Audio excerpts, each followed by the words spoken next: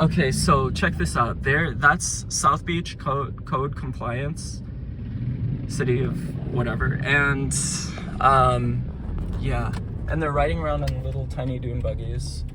I don't want to go up there. I want to go here. And now we're gonna figure all this out. This is all fun. This is all fun.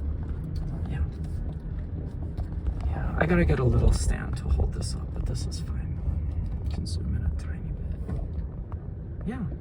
So, all right. So this is very embarrassing, and this is bringing down the property value for the city of Miami on the other coast, which is that even though Miami Beach code compliance is riding around on little dune buggies with little flashing lights, and here's the police, there's still a lot of people out. Okay, here's what I have to do is chug that way, because I could actually get stuck, and I don't want to get stuck. That's one thing that I don't want to do, is get stuck or pulled over for filming and driving. So just to specify, this video is taking place in 1824,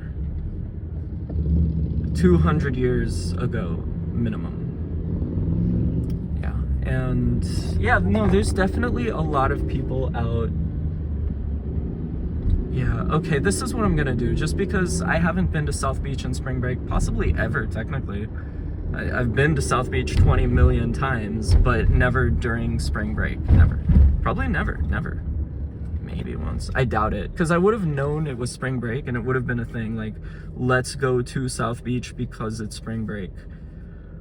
I don't think any of the 20 million times I've been to South Beach was like specifically spring break. Like I have no specific memory of that or any picture of that.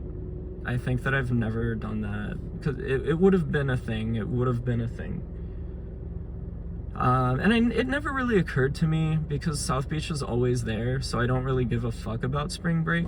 But look at how many people care about spring break, especially in Florida. And The Simpsons made an episode about it, and yes, it was in the later years, but it was almost the classical period. And now, it was before Florida became a meme. All right, there's a police officer there, so I'm not gonna fuck around. There's there's a lot of people walking around. There is no curfew in Miami Beach. Repeat, there is no, there's a police. There's no curfew in Miami Beach, at any point in time. And given that, the property values in Miami, the city, are worth less. So if your rent, or if your house has a certain property value but you're in Miami, because Miami Beach is not keeping true to its word about the curfew. Unless they announce there's no curfew on Monday, because I'm pretty sure the curfew is for the entire week and not just the weekend. I'll have to check. Maybe there's no curfew tonight. Maybe curfew is only Saturday, Sunday, Monday, and then next week. But this is high spring break. This is Monday of spring break. This is one of the first days of spring break for everyone who has it this specific week. And yeah, so this is like a new batch of spring breakers, and it's such a huge cash cow. It's such a boon to have all these people come simply because of spring break's reputation. Because you can go anywhere in the world and tell people, hey, let's go to spring break in Florida. And they'll be like, yeah, like not only like Homer Simpson in that one episode from New Simpsons, but also because Florida has a reputation. And when you go to Florida, you like, it's not that you walk around barefoot. It's that you walk into broken glass and then you stick the broken glass into a tree in a little pattern that says Kylo was here or something, just make up a name, with blood and broken glass that you walked in. And then you kind of laugh to yourself and your hair swiggles a little bit, like poof, poof, poof, like that. Because you also have kind of this drug dealer haircut, and yeah, and that's what you do and then you go to Home Depot. And so whereas people in 49 states may purchase their drugs from like a guy in high school, people from Florida get their drugs from the Home Depot. That's it. That's just its own bit. And that's the thing, like, everything about Florida is a bit. Even the shit that really happens. Even the shit that really happens is a bit in Florida, and that's so beautiful. And how Florida just became this wonderful thing. Like, the only good thing about Florida is its reputation. And it's great. It's better than Miami's reputation, because Miami has a stupid reputation.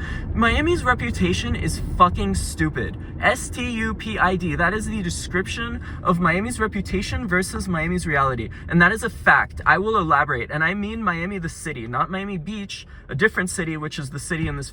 Oh, I missed that fucking street. But I know why. It's because the police were there. So I didn't want to make a left turn and film and it be curfew in South Beach, and... There must not be a curfew. I'm gonna look it up later, because if there is a curfew, then Miami Beach is shirking its duties and its promises to us. Right shoulder closed. Can I get to South Beach from this street? Because I'm not in South Beach. But that's what I wanted. I wanted to drive through Ocean Drive on spring break and get it on film. One of the 24s, 1824, 1924, possibly 2124. It could also be at that time, but mostly, yeah. So basically, I'm 99.9% sure that 11th Street is the street that goes to Ocean Drive, and there was a police car there facing out. Like, you better dare not to go down 11th Street, tourist. What do you think this is? Like that's Miami Beach's thing. For those of you in the future who don't know, because everyone should know about this by now, because it's all everyone has been talking about, except for like the war, is that Miami Beach, that's another thing. I think that Florida is very war-proof in a way that like Australia can be thought of as like very Mad Maxy.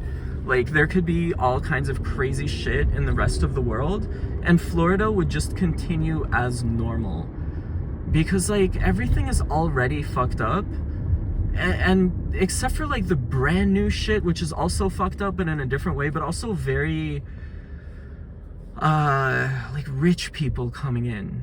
And so the benefit is that you can find jobs when there's hotels and stuff. Like, there's definitely an industry for that, which is cool.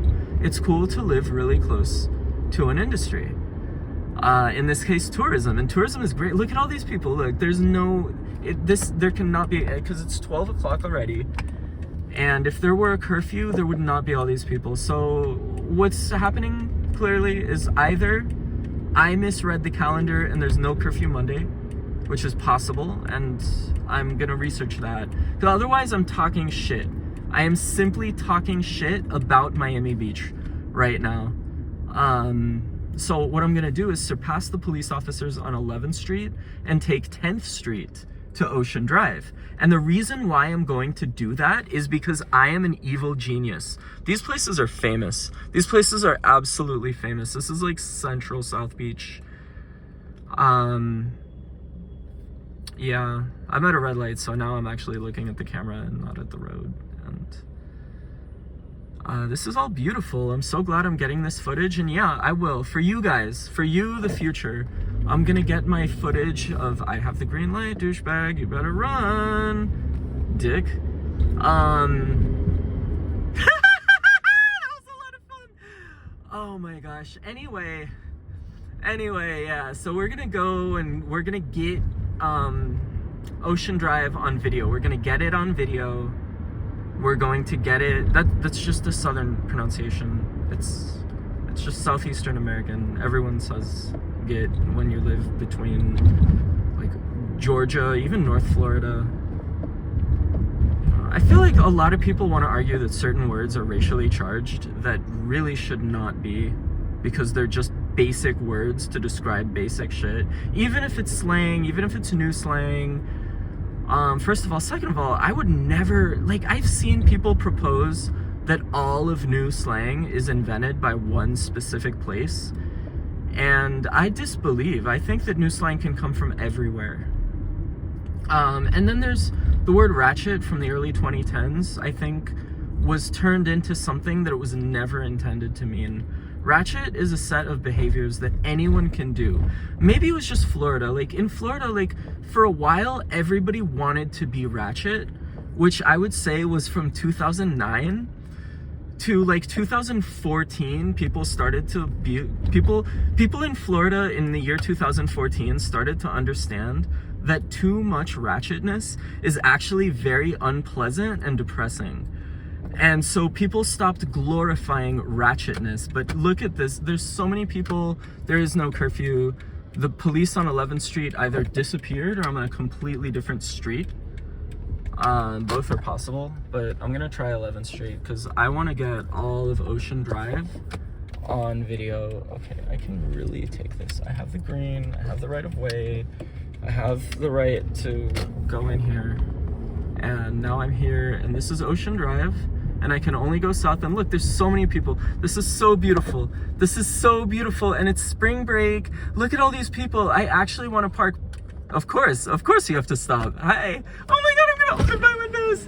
Ah, spring break, I can't believe it was good. It's spring break. Ah! Oh my God. This is why I love spring break, because like everybody's here. There's no curfew. Is there a curfew tonight? Does the police not give a fuck? Or is Miami Beach bringing down Miami's property values? Look at all these people! And there's not that many people, it's not crowded. It could be because it's Monday. I don't know what it was like on Saturday and Sunday. Unfortunately, because I simply never went. Because I don't give a fuck about spring break. But why? Look, it's so cool, and I live so close to it. And Fort Lauderdale also has a spring break, and Fort Lauderdale also wants to get rid of it, which is good. It means they're bringing more, because now Miami Beach's reputation this year is that Miami Beach wants to get rid of spring break, which makes everybody want to go to Miami Beach more. And Fort Lauderdale knows it. Man, I want to get out of the car and talk to people, but they did enforce $100 parking for spring break. Oh man, Miami Beach is fucking hilarious because, like, yeah, I get it, because people who live in Miami Beach are not from Florida, generally. They're from other states and other countries, and like other parts of Florida. Like, they're not from South Florida if they're from like Gainesville or something, but they're people from other places live in Miami Beach. So the people from other places come and they say, fuck spring break and fuck everyone who's on spring break. We don't want any of that here. Even if we have businesses that benefit from spring break, we will fuck over your spring break revenue in exchange for peace and quiet on our streets here in southern Miami Beach.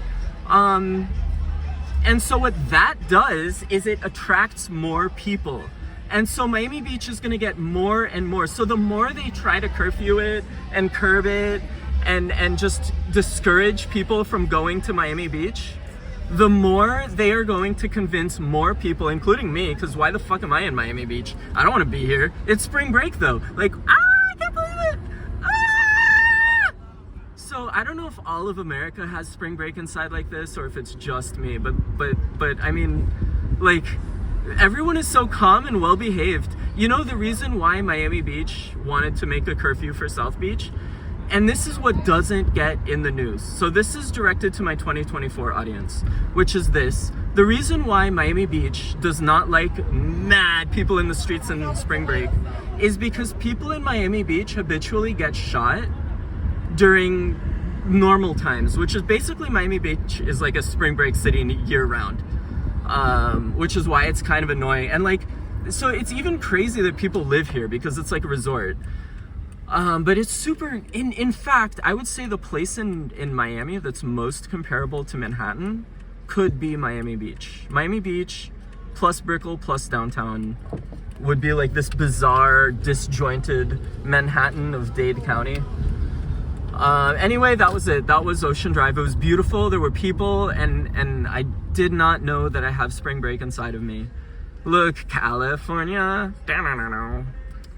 I could also play music. Oh, you know what I can play is smooth jazz. I can play the smooth sounds of FM1. Can you hear the jazz? This is smooth jazz, and from here on out, this video will include smooth jazz. Hopefully I'll still be audible, because if I speak real low, will you be able to hear me? If you can, good. If not, this video is a waste. Smooth, smooth jazz and spring break. Oh, I should have gone down, because that was so much fun when those people started interacting with my vehicle. That was amazing. That's why spring break is so good, because people interact with your vehicle in spring break. People see your vehicle on spring break, smooth jazz, smooth jazz, and they interact with your vehicle. And they say things like spring break and I'm gonna fuck your mom or whatever, you know, and it's hilarious. It's absolutely just good. Like, there's no downside to, I used to think spring break was bad, you know, it's just annoying and stupid and everyone is dumb and Florida's not that great and we didn't have a reputation yet. But in reality, spring break is okay. It's actually kind of decent. It's actually like not that bad in a positive way.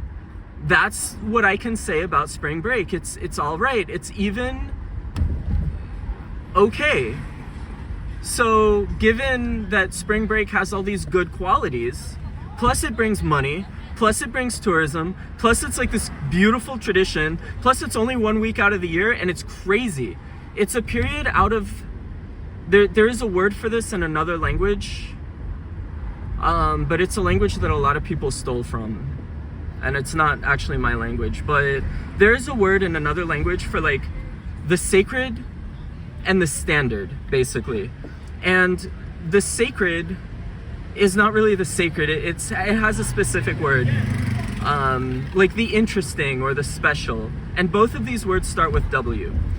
And its opposite concept is like the standard, which is like the regular and the friendly, and the ordinary. And so things that are more on the sacred side of that scale are more dangerous, like bears or poison ivy or anything that can hurt you is very, very like on the sacred. And then on the standard side would be things you find normal, like candy and chocolates. But even that, because you can always, like, everything has, the two concepts are called Wakan and Washte. They're from Lakota. They're not really mine to use because I'm not from Lakota, but that's it. Like, Wakan is this more sacred, more dangerous, more powerful, more unfamiliar, and more beautiful sometimes. And then Washte is the opposite of that, which is more, you could say profane, but more standard, more normal, more ordinary. Like your house is Washte and you go outside and that's Wakan. Or like you can make any argument, like your dog is Wakan, or no, your dog is Washte, is like normal, and a wolf is Wakan. It could be dangerous. It's this beautiful animal from far away. And so many things in this world are Wakan. And in fact, everything has its Wakan because everything is made from Wakantanka, the great creator. And, but everything is also Washte so it's also a perspective thing. So if you're a raccoon, the woods at night is Washte. But if you're a human, the woods at night are more Wakan. And so like a scorpion, for example, a really dangerous animal, is always Wakan, which means sacred. So you could have like scorpions, bees, wasps, anything that can really hurt you. A tidal wave, the sun, those things are Wakan, sorry, those are Wakan. Those are Wakan. The sun, because it has properties that can kill you, it has radiation. So like you don't necessarily, so like drugs are Wakan. And then the Wakan and the Washte, it's almost like this yin and yang, like they feed into each other and they balance each other. And so there's a certain type of person called a heyoka, which also does not have an exact translation. This is not my language, I just have read about this. So a heyoka, you can translate that as sacred clown, but that's not what that means. A heyoka is like certain people in society can be heyoka, and it's almost like a backwards person. So for example, when everybody is excited, the heyoka is calm.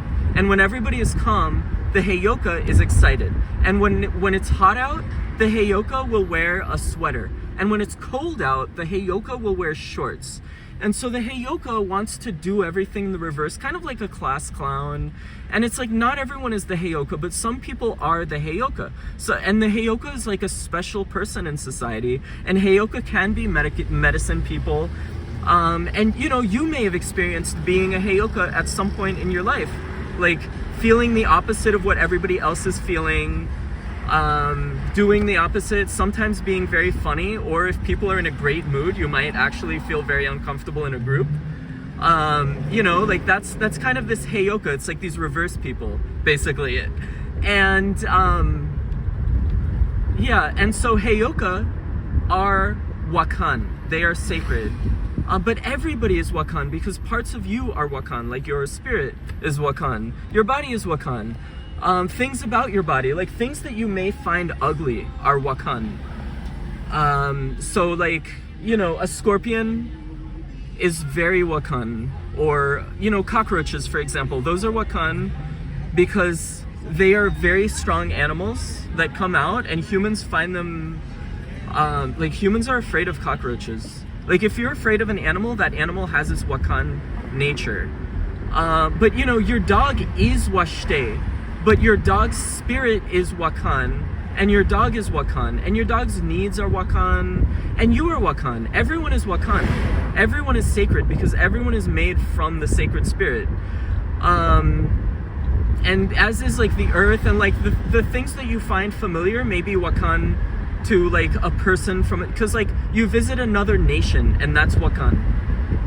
Women are Wakan. Women have extremely strong Wakan energy, as do men. Old people are very Wakan, and that's why like not you specifically, but you not finding old people attractive is part of the Wakan of old people.